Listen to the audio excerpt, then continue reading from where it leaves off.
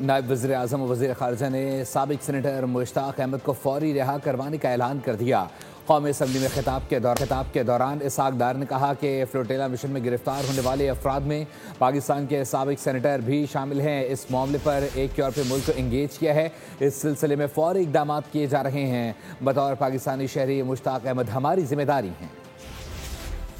जो जिसमें हमारे एक सेनेटर साहब भी थे, अभी तक चूंकि हमारी इसराइल से ना कोई रवाबत है किसी किस्म का, ना हमारी कोई उनसे सफारती तल्लुकात है। हमारी इत्तला फॉरेन ऑफिस की करीबन 45 ये फ्लोटिलास हैं। उन्होंने करीबन 22 के करीब उन्होंने पहले 22 को कैप्चर किया है। उनके तमाम लोगों को उन्होंने डिटेन किया है, जिसमें हमारी इत्तला के मुताबिक कंफर्म नहीं है सेनेटर मुश्ताक साहब जो फॉर्मर सेनेटर है वो उसमें हैं।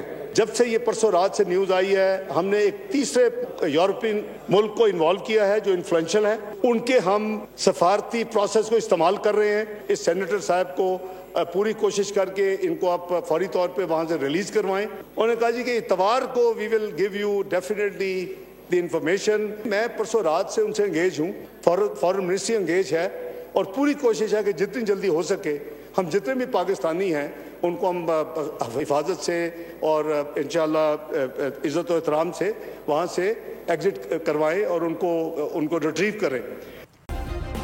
सब्सक्राइब करें और बेल दबाएं ताकि कोई खबर रह न जाए।